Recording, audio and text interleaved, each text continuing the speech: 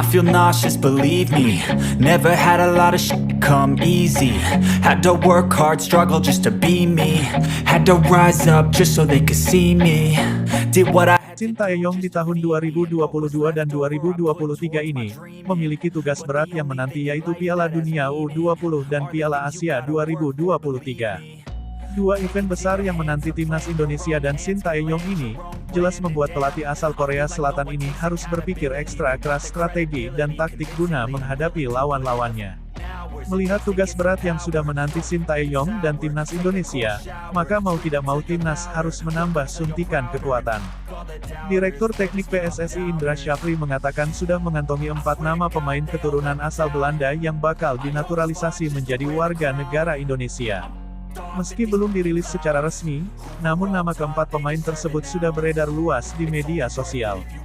Mereka adalah Justin Bugner, Tristan Buijer, Ivan Jenner dan Delano van der Heyden. Selain diproyeksikan untuk membelah Garuda di Piala Dunia U20, mereka juga akan dipanggil untuk mengikuti Piala Asia U20 2023. Jika benar keempat nama itu akan memperkuat Garuda Muda di Piala Asia U20 2023, maka kekuatan timnas Indonesia U20 akan sangat mengerikan. Di posisi penjaga gawang, nama Cahya Supriyadi dipastikan akan jadi pilihan utama di bawah Mister Gawang. Kiper muda Persija Jakarta itu sudah menjadi andalan Shin Tae-yong sejak Piala AFF U19 lalu. Bahkan namanya sempat masuk daftar pemain timnas Indonesia senior saat FIFA Matchday September lalu. Namun sayang, Cahya batal bergabung karena mengalami cedera.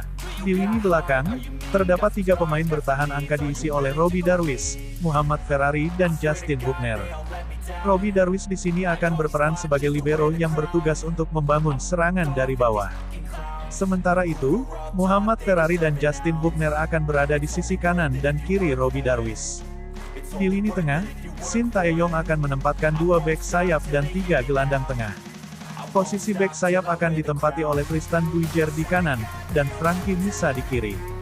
Selain bertahan, keduanya juga akan bertugas untuk membantu serangan dari kedua sisi sayap timnas Indonesia. Sementara di posisi gelandang, akan ditempati oleh Zanadin Faris, Ivan Jenner dan Marcelino Ferdinand. Ketiganya akan memerankan tugas berbeda di lini tengah. Zanadin Faris akan diplot sebagai gelandang bertahan sekaligus pengatur ritme pertandingan.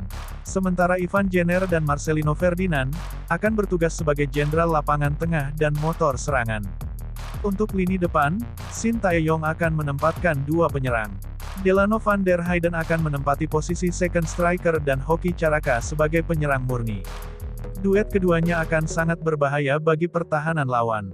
Pasalnya kedua pemain itu sama-sama punya naluri gol yang sangat tinggi. Itulah prediksi line up timnas Indonesia di Piala Asia 20 U2023. Lantas bagaimana tanggapan kalian?